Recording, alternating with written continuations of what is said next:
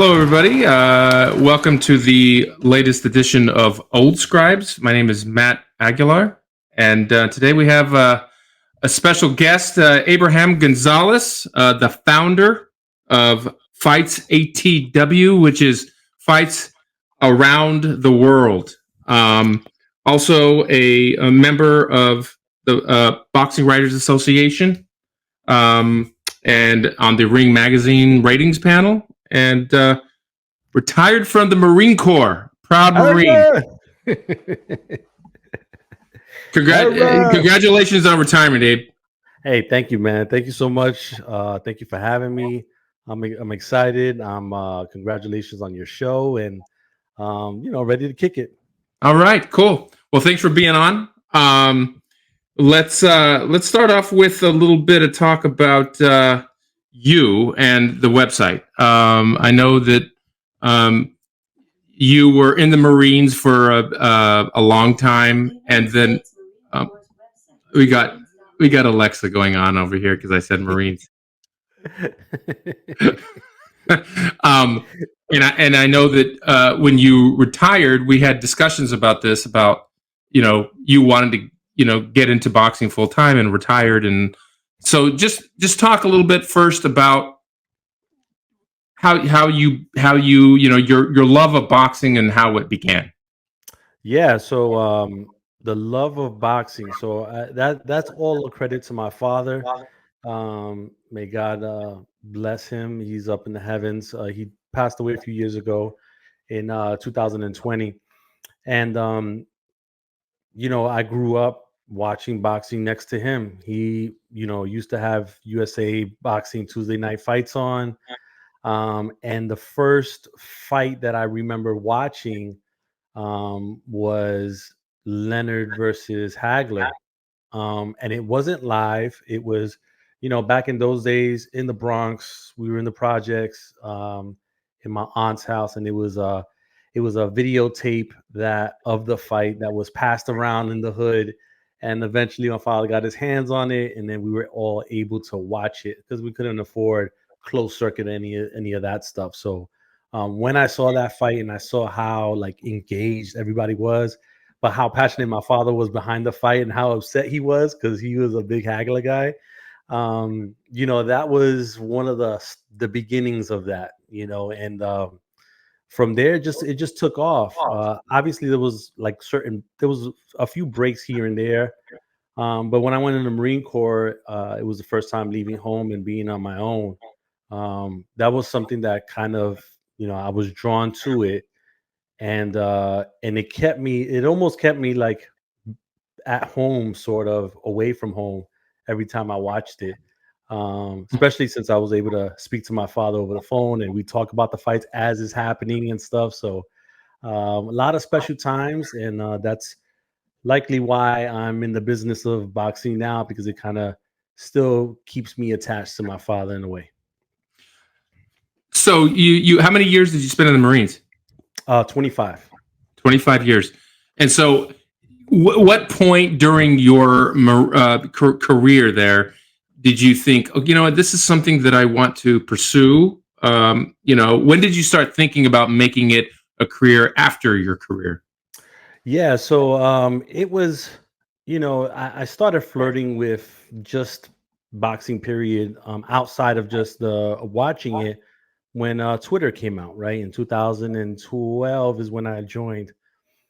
About 2 years later is when I met Mr. Michael Woods on there, and he was with ESPN, the magazine, I believe, at the time, and he was calling fights for Epics, the overseas ones, and we were just communicating. He was one of the one of the first guys that really that was on a major platform, but that would actually communicate back and forth with people on Twitter when it came to fights and stuff. Because back at that time, it was only a few of the big wigs like the Dan Raphaels and stuff like that, but they would save that stuff for ESPN platform. I don't know if you remember where they had the whatever he used to call it on Saturdays, and he'd answer questions or whatever. So, but really, there wasn't any folks engaging like that. On the fighter side, the only other one was Paulie Malignaggi, and he's I will always credit him because I feel like he was one of the first ones to really show how far that can go. He was a little bit ahead of his time. So it started there. And then once Woods departed and started NY Fights in 2016, he told me, "Hey, listen, I want you to be a part of this. I just don't know in what capacity, but I want you to be a part of this." And then we started talking and stuff like that. Meanwhile, I was doing some contributing like small little blurbs to ESPN, the Chalk Talk, for the fights. And the guy that was running it, Johnny Wilds, he was like, "Man, you should expand on that and do it on your own." And I spoke to Woods about it. I was like, "Hey, what do you think about me doing that?" And he was like, "Yeah, but I have guys that at the time he had John Gatlin, he had Colin Morris and David Phillips, he had a few others, and Hmm. he was like, but how can we shape you in a different way where you're not doing the same things that these guys are doing?" So he was like, "Well, why don't we go into like the club show scene and the young guns?" And so I started attending all the club shows in LA and San Diego and stuff like that. And so I did that for a long time. Because at Um, that point you were stationed yes, I over was there, stationed. correct? I was stationed in Camp Pendleton at the time, and so yes, and so I was doing that, and so I was going up and down the five there in the coast, and I was hitting shows in Indio and in LA and San Mhm. Diego and in Vegas and stuff like that. And then once I started doing that, Woods was like, "Well, I think you got something here. Let's keep doing this, but let's refine it." And then that's when he started really mentoring me into the person that I am now. Wow, that's quite a story, and also too that it just shows kind of how all it takes is a couple of people to like say, "Hey, you can do this, right? You can do it." It's a reality. It's a possibility, and credit to Michael Woods for who we know as Woodsy, right? Who to bringing you along like that. Yeah, I mean he's a great guy. And he's been in the game for so long, a veteran. And I definitely didn't waste the opportunity of being mentored by someone like that, even though he'll tell you that he wasn't trying to mentor anybody at that time. And we Yeah. laugh about it now because organically it happened that way. And so one thing led to another. Running NY fights for a while, then I started doing some features, and then I just kind of started developing my name in that fashion, but also still doing the club shows, still doing the young fighters.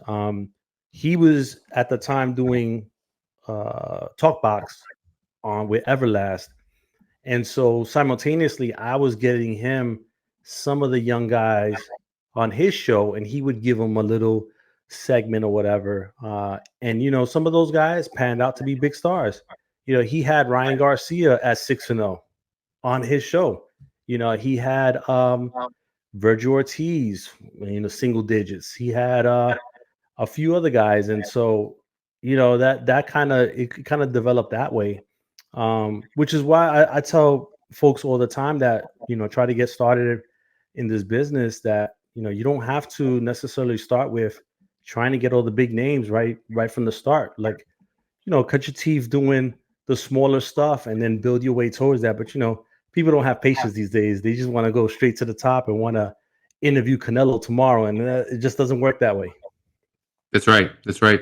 And so you worked your way, up, and like you said, you were running NY fights for a while, and then so now you came to the point where you said, okay, I can kind of venture out on my own and do my own thing, and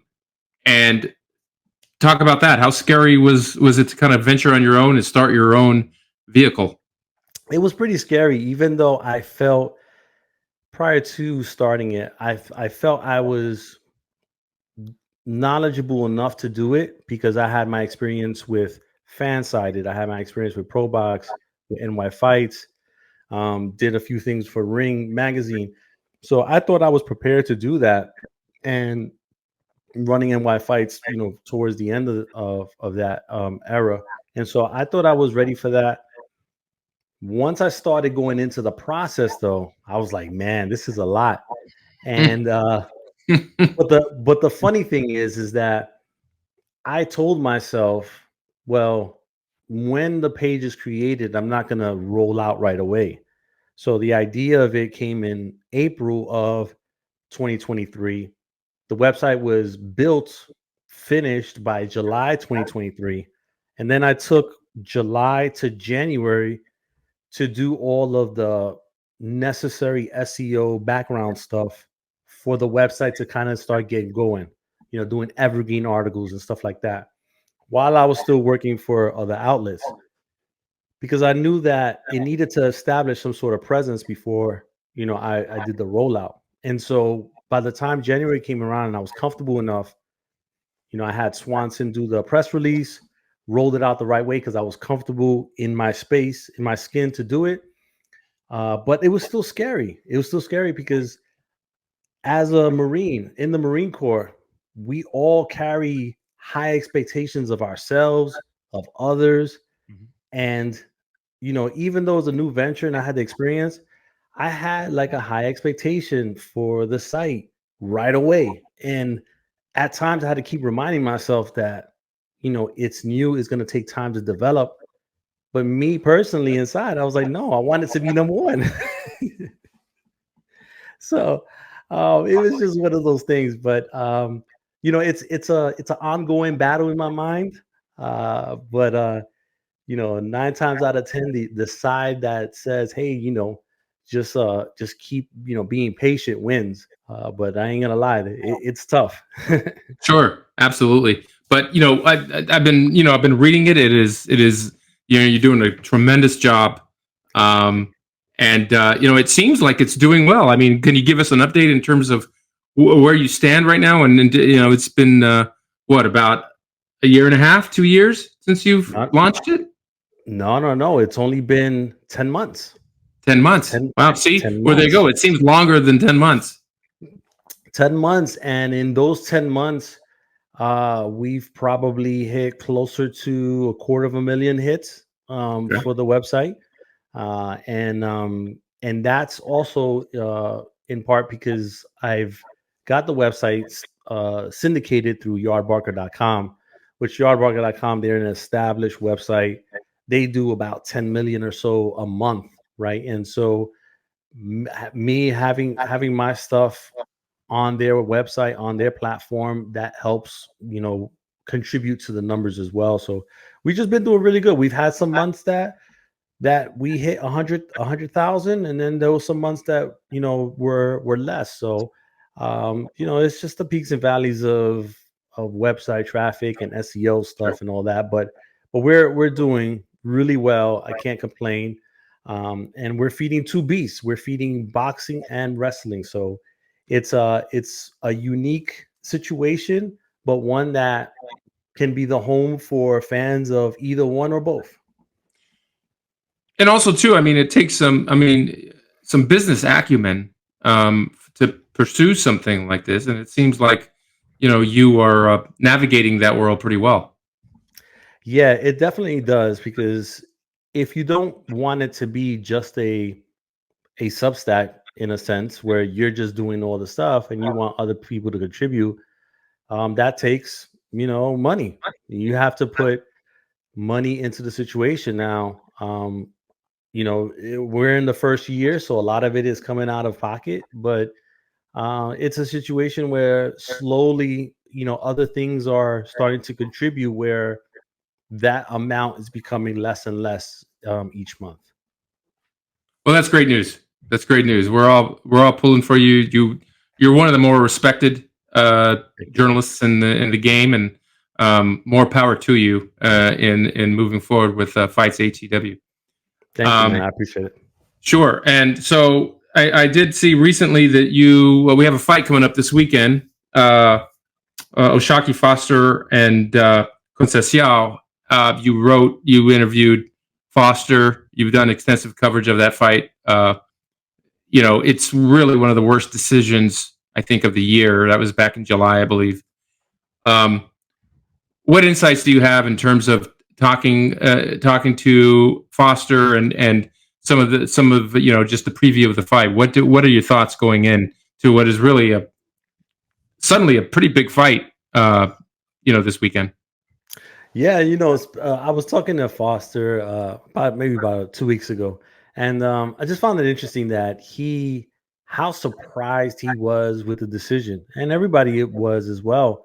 Um, but also how he understands what he needs to do now, and also has a little bit of regret that looking back and thinking back, did he do enough in those championship rounds to seal the deal? He told me that, yeah, this time around, I can't let my foot off the gas in those last few rounds.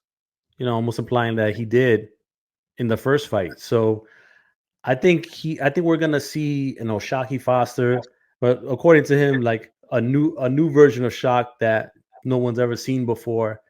And I think a more dominant one. He's lost before, but he's never lost in that fashion and his title. So this fight is going to say a lot about who Oshaki Foster is, and depending on how he comes out and performs on Saturday night, we could be really talking about a guy that can be a threat at 135 in the future. For sure, and I mean, he may need to be the best he's ever been just to overcome the judges. I mean, because from what I saw the first time, I mean, I thought he dominated. I just remember the look on his face when the decision. It was on ESPN, I believe, and the look on his face when the decision was announced was almost the look that I think, everybody was watching that fight. It was just like, what? Are you kidding me? It was terrible. It was absolutely terrible. And, I'm glad the rematch is happening. I'm glad he's getting his chance for redemption. But we all know, rematches can be different than the original. It's going to be very interesting. I mean, we saw, with Zoo just a couple of weeks ago, we thought he was going to come back and, win, decisively, and he was knocked out in 3 rounds. So you just never know what a loss can do to a fighter. So, Foster is probably definitely going to have to be on his A game, correct? Yeah, I would say so. And you hit on that point, and I think it's an important point. You don't know what a loss will do to somebody's mental. And I think that we saw that with the Tim Tszyu fight. I wrote about it and said that maybe he had a little bit of PTSD because of how and what led me to believe that is when he got that headbutt, he pawed at his forehead to see if he was bleeding. And then he looked at his glove and it was almost like he didn't believe that there was not blood there. So he did it again and then looked at his glove again. And so that made me feel like maybe he wasn't past that, or when that happened, it took him to that moment and he was checked out.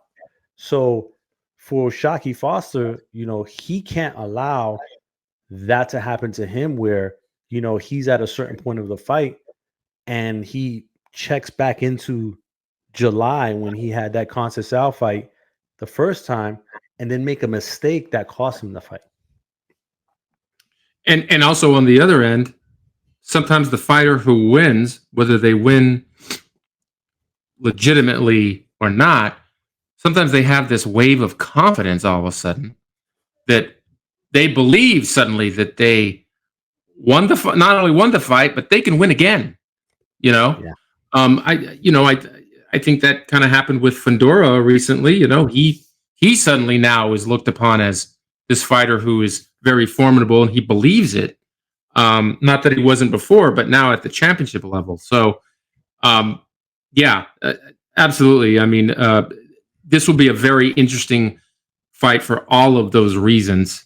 It's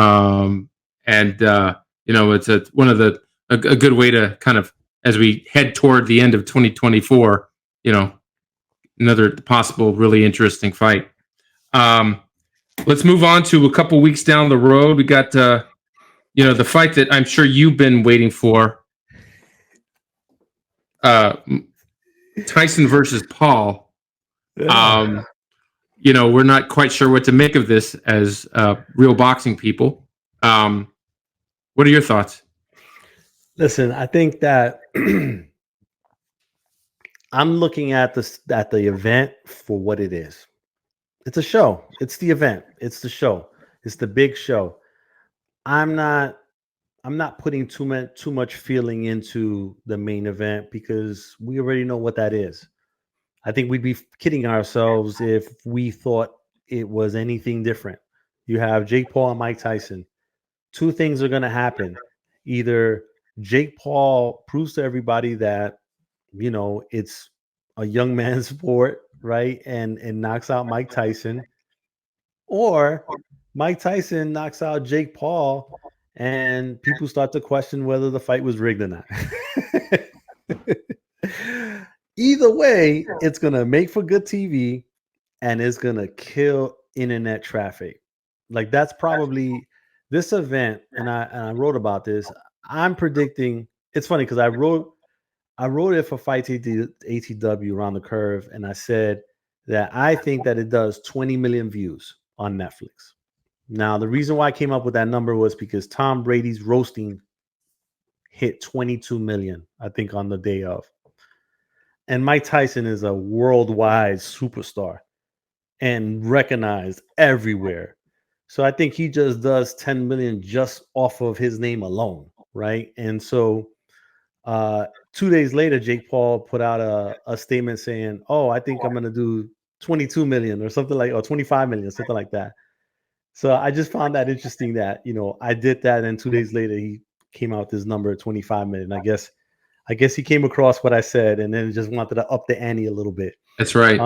But I believe he's going to do those type of numbers. What I'm more interested in is that Serrano-Katie Taylor fight, the rematch. It's a fight between two fighters that I feel like both have one foot out the door. And would it surprise anybody that regardless of what happens, that they both retire that night? No. Seniesa Estrada just retired. Yeah. I would not be surprised because after that, what is left? What is left for either one of them? Yeah. Does Amanda Serrano have to fight like a Bumgarner or something? No. She would have already, made it to the top. And Katie Taylor's making $6 million supposedly, and Amanda is making more than that. She's not going to get that from anybody. No. This is it for both of them. Yeah. So I think it's going to be a good fight. Who knows? It might be a draw, and then they'll stretch it out for a third one. But for the amount of time that it took to get to the second one, I think this is going to be it. But that's the one I'm looking forward to the most, really. The Tyson and Jake Paul is just something fun to watch. It could also be potentially, given the audience, maybe the biggest women's fight of all time in terms of numbers and I was one of the first fights I ever covered was the Christy Martin fight on the undercard of the Tyson Bruno fight back in 1996, when Christy Martin ended up on the cover of Sports Illustrated. That was kind of the beginnings of women's boxing and popularity. It's kind of gone through some different kind of hiccups through the years, and different decades presented different things for it. But you had Ali, and you had a lot of different fighters. But I think this fight could be the one fight that, because it could be so good that it makes people boxing fans, just like when Hagler Leonard made you a boxing fan back in 1987. I think this probably has the potential to do that. What do you think? I think so. Let me ask you this. what fight outside of Garcia Tank had the amount of electricity that that first Serrano Taylor fight at the Garden had? Oh my gosh, you could feel the energy through the TV. Like it Yeah, was crazy. It was crazy how much energy was in that building that night. It also, helped that they hired the zone hired WWE to help market the event that week too, right? Like that sure. helps a Yep, lot. absolutely.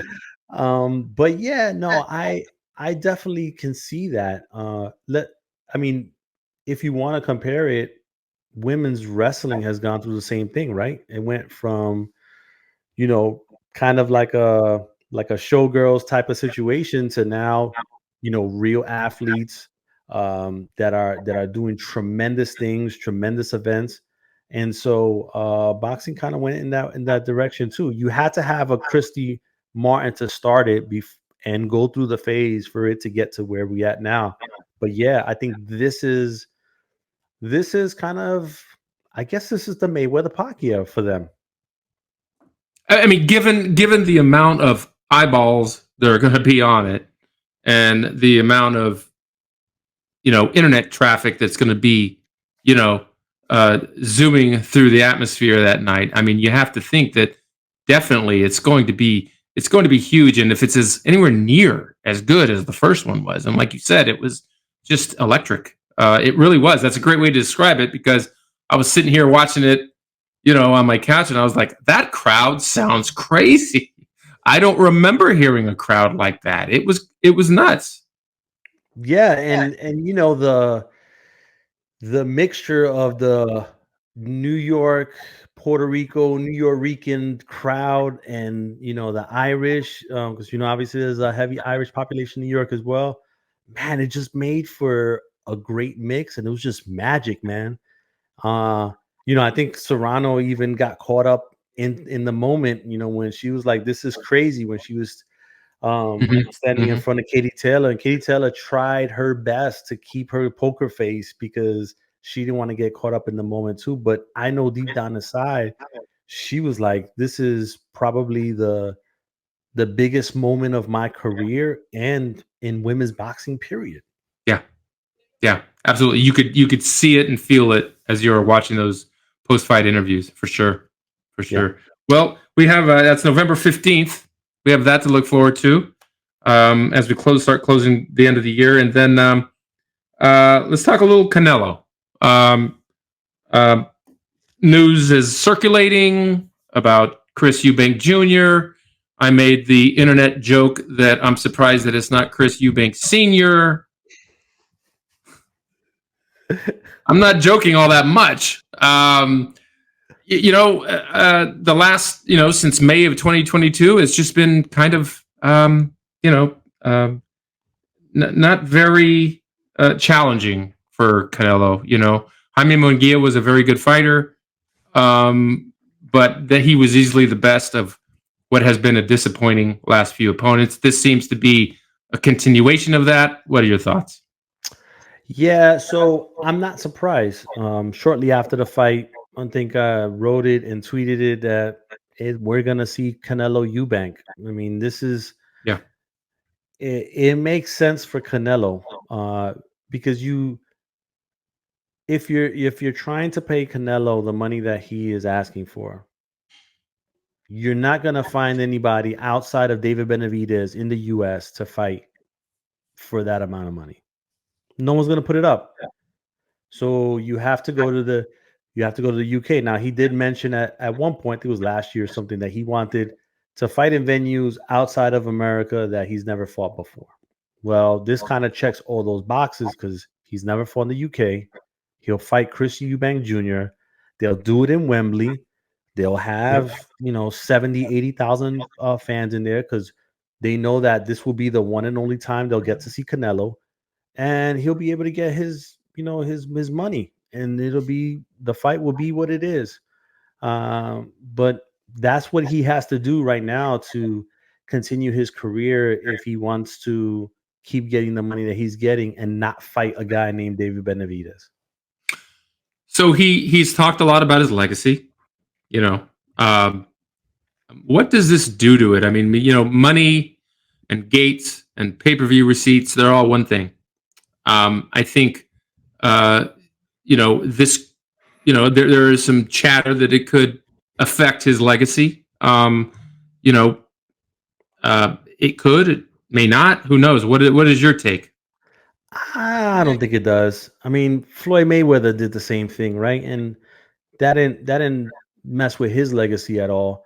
I think that the only thing that would kind of be a little of an asterisk is that he never fought David Benavidez, because I don't think he's ever going to fight him, Right. and that's Agreed. unfortunate. But he's going to be a Hall of Famer. Canelo's going to be a Hall of Famer, Yeah.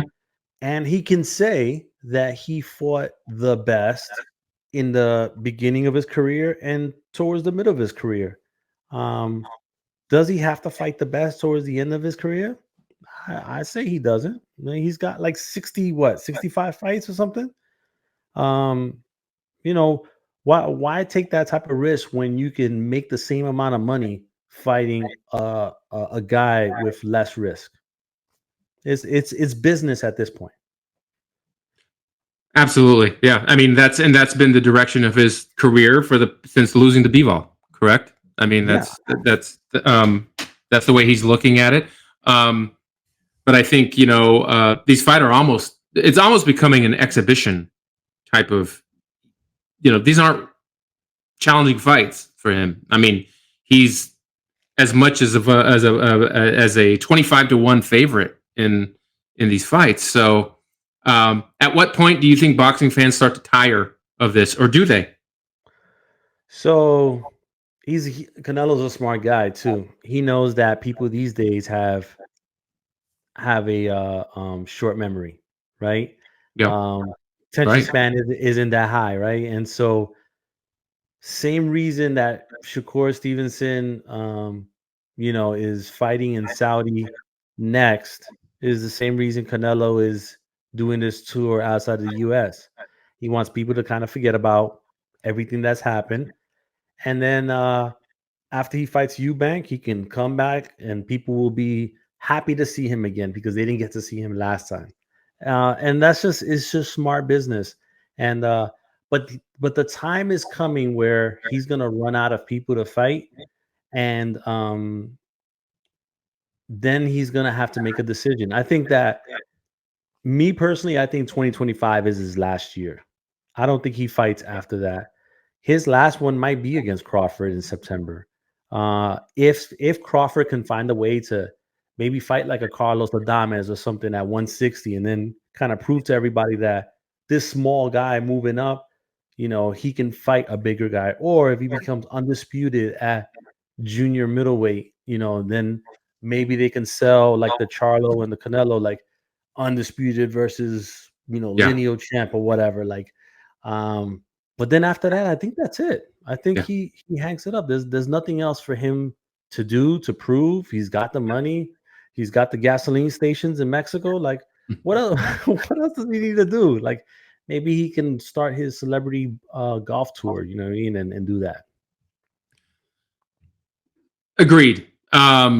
But at one point, these are fighters, after all, who kind of get into the sport to yearn challenges. At what point do you think that will get the best of him and say, or is it just beyond that? Do you think it's just beyond the point where he's saying, I'm going to fight the winner of Benavidez and Morrell as my swan song?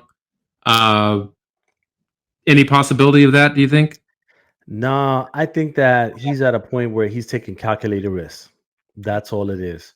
Uh, in his mind, he has nothing to prove. He feels like he is the man that draws and he will draw regardless. Once you know that, then there's no incentive for you to take any type of risk, Yeah. because you know that whatever you do, it's going to make money.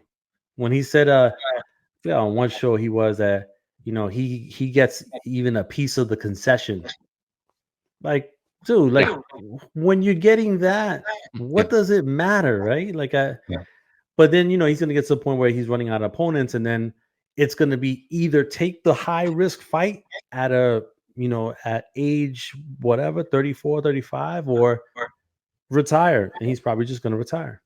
And like you said, why take a high risk fight when you can make the same amount of money fighting Chris Eubank Jr., if not more, right? Because he'll go abroad to the UK and he'll make a ton of money fighting a guy that he'll be a 15-1 favorite to beat, right? So Yeah, I mean the only question that night would be if his father's going to come with the badge on his jacket or not. right, exactly. Um, and you know, like I said, maybe they'll build the fight to where it will be Canelo versus Eubank Senior for all the marbles, all the marbles. Last question. Oh Who's the no, best fighter? Yeah, hold go on. ahead. Before you say that, don't count out the Canelo versus Conor McGregor because that's big money too, huge money. Let me tell you something. I'm not counting out. I know it sounds a little crazy, but this is all crazy talk. If Jake Paul wins versus Tyson, Canelo versus Jake Paul. That might be a little tough because of weight. Weight?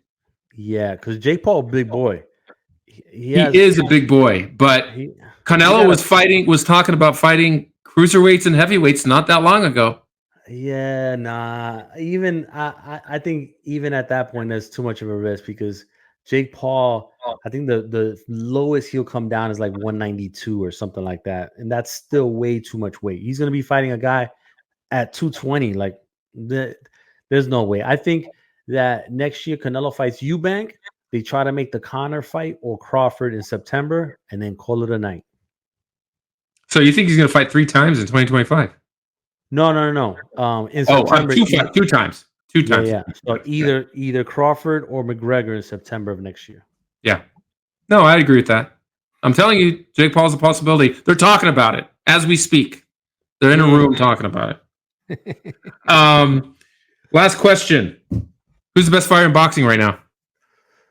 Oh, that's a tough one. But I'm gonna go with, because I'm a fan of the smaller weight classes. And so I'm gonna say Naoya Inoue. However, the guys that are really close to that is Jesse Bam Rodriguez and Junto Nakatani. Like, they're right there close. And they both want the crack at the king. But I have to say Naoya Inoue. He is. I mean, what can you say? Everything he does everything right. But even the things that he does wrong, he does right. And it doesn't, And yeah, he got hit, got knocked down, and stuff got caught. It happens, right? But the way he angles and his foot placement and his counter punching and his combinations, all of that is just at next level all the time. Like, you don't see him having lazy moments, not that much at least. And so, and it's just I love watching him fight, and he's fighting again in December 30th, I think. Yep. 30th, right? Yes. And so, or 31st, and so he's fighting for the 3rd time this year. And then he's supposed to be fighting in Vegas, I think, in the spring. Yeah. But I'm gonna tell you right now, and you can quote me on this: Junto Nakatani is gonna be the guy that takes his crown. Period. Wow, that's a big statement, Abe. Yep, it's gonna happen. Nakatani is a special fighter, absolutely. Yeah. His the way he maintains distance, and him being a southpaw. I think that Inoue is going to have a real hard time trying to come inside. And there's a reason why Inoue has fought like back-to-back southpaws. He ain't stupid. Yeah. He knows that fight is in the future. So, time to get all the kinks out now, before going into that big fight. And then, of course, if he fights MJ Akhmadaliev, that'll be an issue too. So, but I think Junto Nakatani is the guy. He's the next king. Maybe right. I last year, right before, Chicanito Hernandez was on the ballot, I talked to Rudy, his brother, who's Nakatani's trainer. And he's a great trainer. very, he doesn't draw a lot of attention to himself, and he's been around the game for a long time. But Nakatani's been taught well. Yeah, yeah. That Rudy Hernandez sounds like he's gonna be your next guest. Good point. I think I will. Abe, it's great stuff. Great talking to you. You're a great story and a great friend. Continued success with the website and all the other business endeavors. And come on the show again. We'll talk more pugilism. Yeah, thank you so much for having me. I appreciate it. Again, congratulations on your show. I wish you the best, much success, and I'll be looking forward to your story on Paul Tyson for FightsATW.com coming soon. You got it. It's coming up. It's rolling around in here as we speak. Yes. Thanks, Abe. All right. Thank you.